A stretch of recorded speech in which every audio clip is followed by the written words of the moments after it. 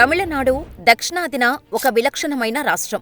భారతదేశానికి దక్షిణాన ఉన్న తమిళనాడు గొప్ప సంస్కృతి మరియు అద్భుతమైన నాగరికతకు ప్రపంచవ్యాప్తంగా ప్రసిద్ధి చెందింది. ఇది మాత్రమే కాదు, తమిళనాడు భాష, దుస్తులు, అలాగే ఆహారం కూడా దాని స్వంత చరిత్రను కలిగి ఉన్నాయి. తమిళనాడు గురించిన ఆసక్తికరమైన విషయాలను తెలుసుకుందాం. తమిళనాడులో మాట్లాడే తమిళ భాష ప్రపంచంలోని పురాతన భాషలలో ఒకటి. ఇది ఇప్పటికీ విస్తృతంగా ఉపయోగించబడుతోంది. తమిళనాడుతో పాటు శ్రీలంక, సింగపూర్ అధికారిక భాష కూడా తమిళం. అదనంగా దక్షిణాఫ్రికా, మలేషియా, మారిషస్లో కూడా తమిళం మాట్లాడే ప్రజలు అధికంగా ఉన్నారు. తమిళనాడులోని రామేశ్వరంలోని రామనాథ స్వామి ఆలయం రంగురంగుల క్యారిడర్లకు ప్రసిద్ధి చెందింది. ఈ ఆలయంలో 3850 అడుగుల పొడవైన క్యారిడర్ ఉంది. ఇది ప్రపంచంలోనే అతి పొడవైన క్యారిడర్ అని చెప్పబడింది. ఈ ఆలయం 12 జ్యోతిర్లింగాలలో ఒకటి. అలాగే పవిత్ర చార్ధామ్ యాత్రలో ప్రాముఖ్యతను కలిగి ఉంది. తమిళనాడులోని కోయంబత్తూర్ జిల్లాలో ఉన్న సిరువాని జలపాతం ప్రపంచవ్యాప్తంగా ప్రసిద్ధి చెందింది. ఇది నగరానికి 40 కిలోమీటర్ల దూరంలో ఉంది.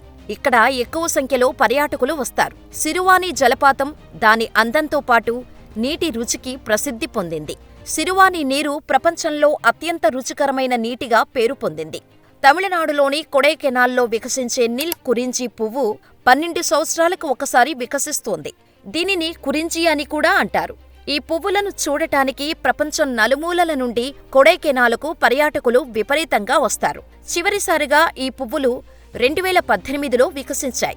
మళ్లీ అవి 2030లోనే వికసిస్తాయి. తమిళనాడు రాజధాని చెన్నైలో ఉన్న హిగ్గిన్ బోథం బుక్ షాప్ భారతదేశంలోని పురాతన పుస్తక దుకాణం. ఇది 1844లో స్థాపించబడింది. ఇంకా దేశవ్యాప్తంగా తన శాఖలతో కొనసాగుతోంది. మొదటి ప్రపంచ యుద్ధం ప్రపంచం మొత్తాన్ని కదిలించింది. మొదటి ప్రపంచ యుద్ధంలో దాడికి గురైన భారతదేశంలోని ఏకైక నగరం చెన్నై. మొదటి ప్రపంచ యుద్ధంలో జర్మనీ, ఆస్ట్రియా మరియు హంగేరీ సమైక్య దళాలు చెన్నైపై దాడి చేశాయి. భారతదేశంలో తయారైన ఆటోమొబైల్స్ పరిశ్రమల్లో దేశంలో ఉత్పత్తి అయ్యే 40% విడిభాగాలు చెన్నైలో మాత్రమే తయారవుతాయి. చెన్నైని డెట్రాయిట్ ఆఫ్ ఆసియా అని కూడా పిలుస్తారు. ఇవే కాకుండా ఇంకా చాలా ఉన్నాయి. మళ్ళీ ఇంకో వీడియోతో వాటికి కూడా ఎక్స్ప్లోర్ చేద్దాం.